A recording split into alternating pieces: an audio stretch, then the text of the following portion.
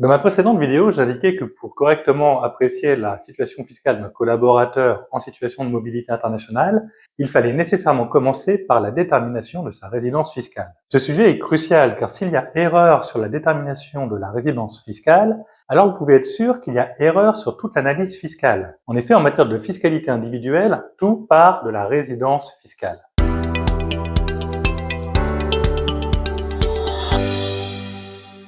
Il y a beaucoup à dire sur ce sujet de résidence fiscale. Et afin de ne pas vous noyer dans un flux d'informations trop dense, je diviserai ce sujet en 3 vidéos. Tout d'abord, je commencerai par la question du pourquoi, c'est-à-dire pourquoi il est important de correctement déterminer la résidence fiscale d'un collaborateur en situation de mobilité internationale. Ensuite, dans une seconde vidéo, j'aborderai la question du comment, c'est-à-dire comment est-ce que la résidence fiscale d'un collaborateur doit être déterminée. Et enfin, dans une troisième et dernière vidéo, je me pencherai sur les cas particuliers des couples mixtes et des non-résidents Schumacher. Cela étant précisé, commençons donc maintenant par la question du pourquoi.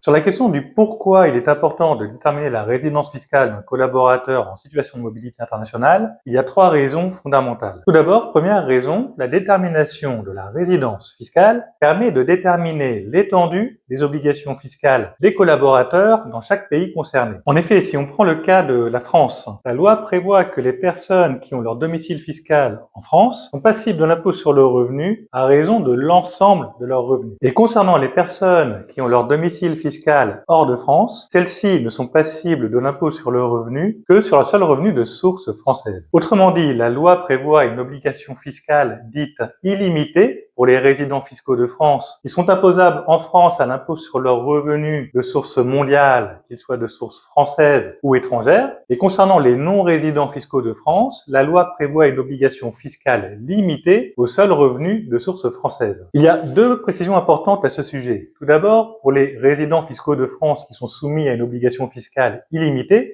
il faut faire très attention car cela ne veut pas nécessairement dire que l'intégralité de leurs revenus soit pleinement imposable en France. En effet, si une convention fiscale internationale donne à un pays étranger le droit de pleinement imposer un revenu à l'étranger, alors par hypothèse, ce revenu perçu par un résident fiscal de France devrait être déclaré en France parce que cette personne est résidente fiscale de France, mais avec un mécanisme soit de crédit d'impôt ou soit d'exonération pour éviter que le revenu pleinement imposé à l'étranger soit doublement imposé dans l'état de résidence, dans notre exemple en France. Et par ailleurs, pour les non-résidents fiscaux de France qui, eux, ne sont soumis qu'à une obligation fiscale limitée qu'aux seuls revenus de source française, il faut garder à l'esprit que c'est la loi française qui pose ce principe. Maintenant, il est tout à fait envisageable qu'une convention fiscale internationale puisse donner à l'état de résidence de cette personne le droit de pleinement imposer le revenu de source française. Et comme en France, il y a un mécanisme de hiérarchie des normes qui fait que la loi a une autorité inférieure aux conventions fiscales internationales, si une convention fiscale prévoit qu'un revenu de source française est imposable dans l'état de résidence de la personne concernée, alors la convention fiscale va venir retirer à la France le droit d'imposer le revenu de source française. C'est tout à fait possible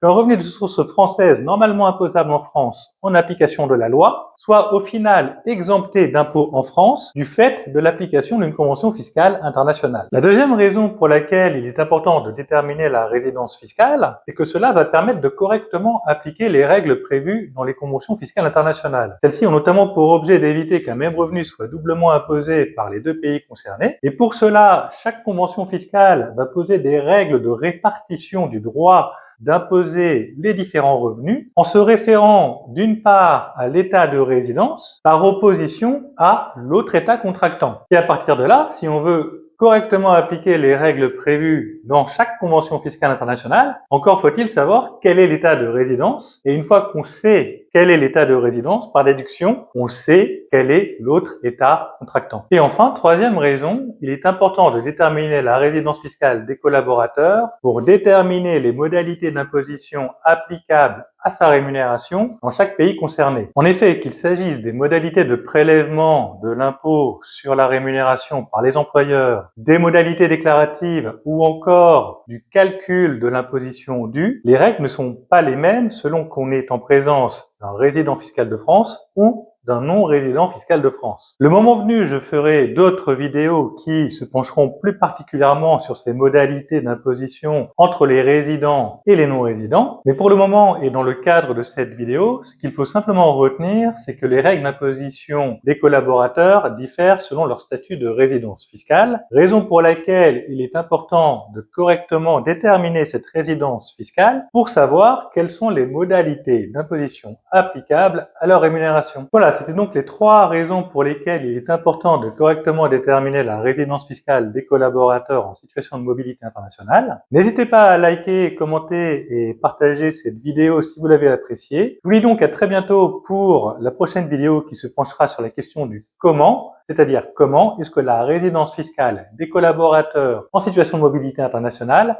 doit être déterminée.